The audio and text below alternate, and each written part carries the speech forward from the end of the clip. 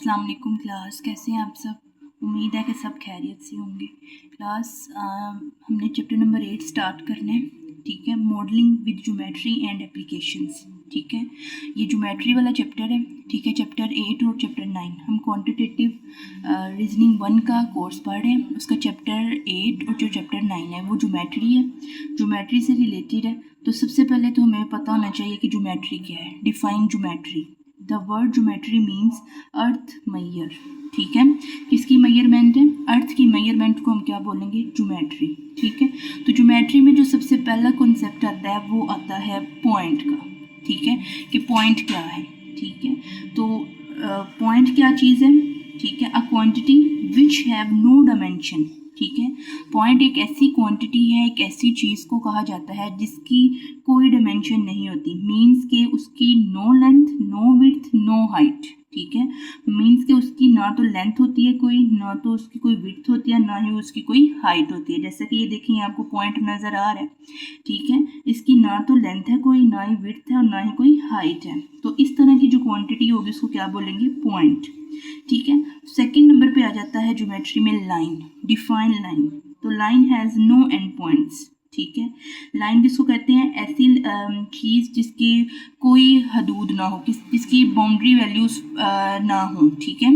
जिसकी बाउंड्री का हमें पता ना हो, उसको हम क्या कहेंगे? लाइन बोलेंगे। जैसा कि ये एरो है, ठीक है। इस एरो का मतलब है कि ये बढ़ता जा रहा है। राइट साइड पे भी इस एरो का मतलब है कि ये लेफ्ट साइड पे इसका मतलब है कि ये क्या? ये बढ़ता जा रहा है, ठीक है। उसके बाद आता है लाइन सेगमेंट। लाइन सेगमेंट क्या होती है? Line segment has two end points. अब लाइन सेगमेंट्स की जो बाउंड्री है वो शामिल होती है, मतलब उसकी बाउंड्री वैल्यूज़ पता होती हैं, ठीक है। उसके एंड पॉइंट्स पता होते हैं। जैसा कि ए और बी दो पॉइंट्स हैं, तो पता है कि ए यहाँ से शुरू हो रही है लाइन और यहाँ पे जाके ख़त्म हो रही है बी पॉइंट पर।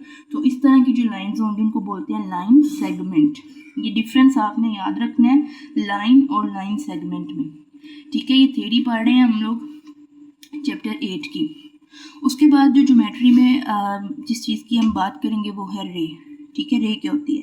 अ रे has only one and point, ठीक है। रे का सिर्फ और सिर्फ एक पॉइंट पता होता है, ठीक है, और दूसरे पॉइंट का पता नहीं होता। इसका मतलब है कि ये जो रे है, रे मीन्स शुआ, वो चलती जा रही है, ठीक है। जैसे हम बात करें सनलाइट की, जैसा कि हम हमारी रूम लाइट है उसकी बात करें, तो उसमें आप देखेंगे कि आपको रेज नज़र आएंगी, शुआएं नज़र आएंगी, ठीक है। पर ये नज़र नहीं आता कि वो कहाँ तक जा रही हैं, ऐसा बिल्कुल नज़र नहीं आता, ठीक है। इसका मतलब है कि उसके इनिशियल पॉइंट का तो पता है पर उसके एंड पॉइंट का नहीं पता, ठीक है। ज्योमेट्री में जो नेक्स्ट आता है वो आता है एंगल, ठीक है। एंगल क्या है? ठीक है, टू रेज, क्या बात कर रहे हैं? टू रेज, टू लाइन्स नहीं, टू लाइन सेगमेंट नहीं, टू रेज, ठीक है। Two rays with a common starting point means के वर्टेक्स, उसको हम क्या बोलते हैं? Vertex from an angle. ये बेसिकली आपने 9th की जो है ज्योमेट्री उसमें पढ़ा होगा, ठीक है। एंगल्स का टाइप्स ऑफ एंगल्स भी पढ़ा होगा, ठीक हो गया।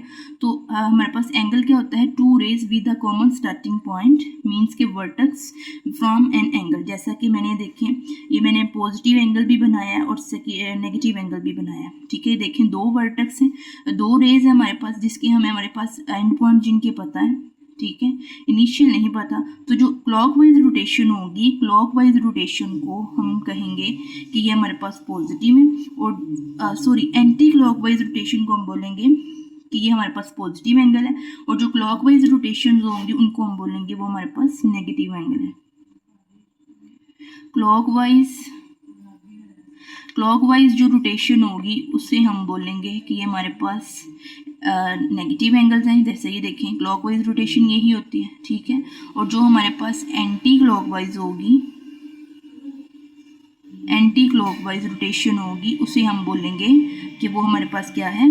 पॉजिटिव एंगल है। फर्दर है अब आगे टाइप्स ऑफ एंगल, ठीक है। सबसे पहले हमारे पास आता है एक्यूट एंगल, ठीक है। N angle is an acute angle if theta less than 90। हमारे पास ऐसे एंगल जो 90 से लेस होंगे, 90 से छोटे होंगे, वो हमारे पास क्या होंगे? एक्यूट एंगल्स होंगे। इसी तरह से हमारे पास जो सेकंड टाइप ऑफ एंगल्स है वो है right angle. Right angle, an angle is called an right angle if theta is equal to 90 degree. ऐसा एंगल जो 90 डिग्री के इक्वल होगा, स्ट्रेट लाइन होगा, ठीक है, वो हमारे पास क्या होगा, राइट एंगल होगा। उसके बाद है ऑब्ट्यूज एंगल, ऐसा एंगल जो हमारे पास 90 से बड़ा हो और 180 से छोटा हो। जैसा कि हमारे पास हम बात करें एंगल्स की, तो जो ये वाले एंगल्स हैं, ठीक है, ये 90 से अबव है, ये 90 के एंगल है हमारे पास, ठीक है, ये 90 डिग्री है, ठीक है, ये हमारे पास 180 डिग्री है, 180 डिग्री, ठीक है, और ये जो एंगल है ये हमारे पास ऑब्ट्यूज एंगल है जो 90 से तो बड़ा है पर 180 से क्या है, छोटा।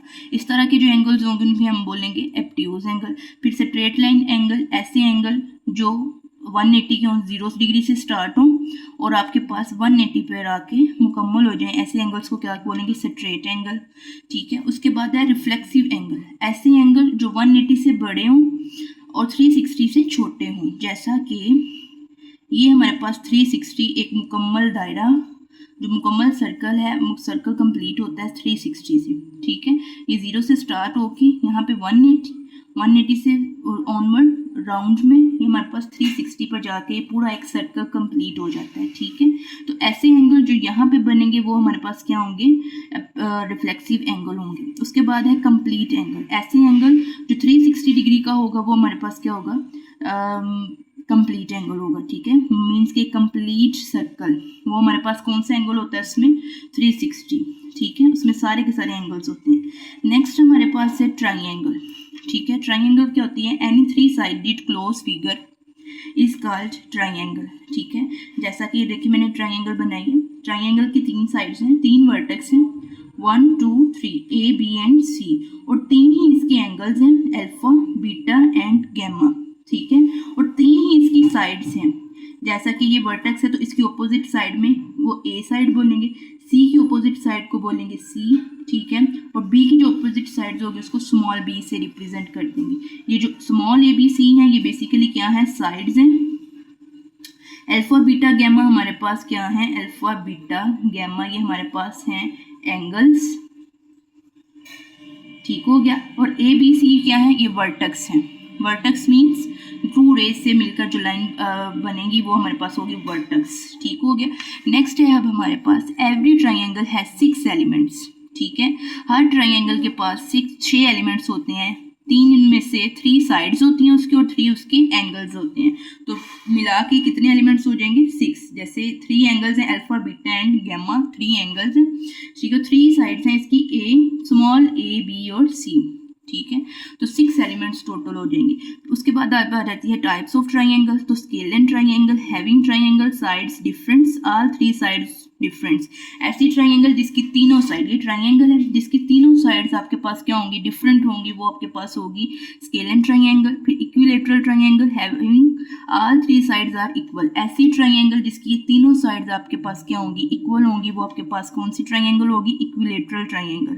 फिर है isosceles triangle having 2 sides equal, जिस ऐसी ट्राइंगल जिसकी 2 साइड्स इक्वल हों तो उस तरह की ट्राइंगल को हम क्या बोलेंगे, आइसोस्केल ट्राइंगल।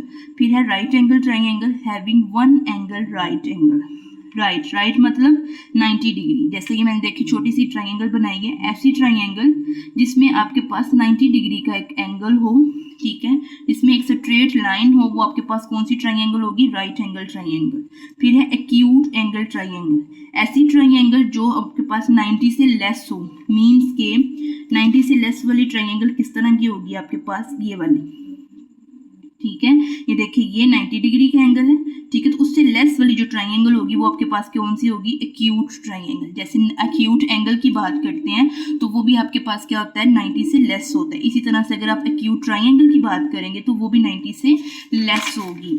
उसके बाद है हमारे पास ऑब्ट्यूज एंगल ट्राइंगल, ठीक है, ऐसी ट्राइंगल जो 90 डिग्री से बड़ी होगी, ठीक है, वो आपके पास कौन सी होगी, ऑब्ट्यूज एंगल ट्राइंगल होगी। तो सम ऑफ 3 एंगल्स मस्ट बी 180, तो जो 3 एंगल्स पाए जाते हैं ट्राइंगल के अंदर, अल्फा बीटा गैमा, जिसको हमने जनरली रिप्रेजेंट किया है एंगल्स को, ठीक है, वो उनका सम किसके इक्वल होगा, 180 डिग्री की। उसके बाद है राइट ट्राइंगल।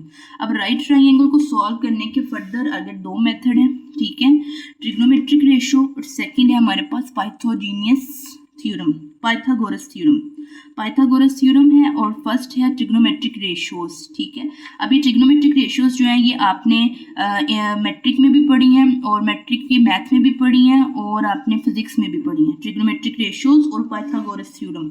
ठीक है, अब हमारे पास जो ट्रिग्नोमेट्रिक रेशियोज हैं ये इसमें हमारे पास साइन थीटा जो होता है वो परपेंडिकुलर डिवाइडेड बाय हाइपोटेन्यूज के इक्वल होता है। अगर हम ट्राइंगल की बात करते हैं, ठीक है, तो ट्राइंगल में ये आपके पास परपेंडिकुलर है जैसा कि मैंने मेंशन किया है आगे। ठीक है, ये परपेंडिकुलर है, जो 90 डिग्री वाली स्ट्रेट लाइन होती है वो परपेंडिकुलर है, जिसके साथ एंगल बन रहा होता है वो हमारे पास बेस होती है। और जो हमारे पास परपेंडिकुलर के बिल्कुल ऑपोजिट साइड पे जो साइड्स होती है ट्राइंगल की वो हाइपोटेन्यूस होता है। ठीक है, तो इसी तरह से ये रेशियोज जो है यहाँ से साइन थीटा हमारे पास होता है परपेंडिकुलर डिवाइडेड बाय हाइपोटेन्यूस, ये यहाँ से।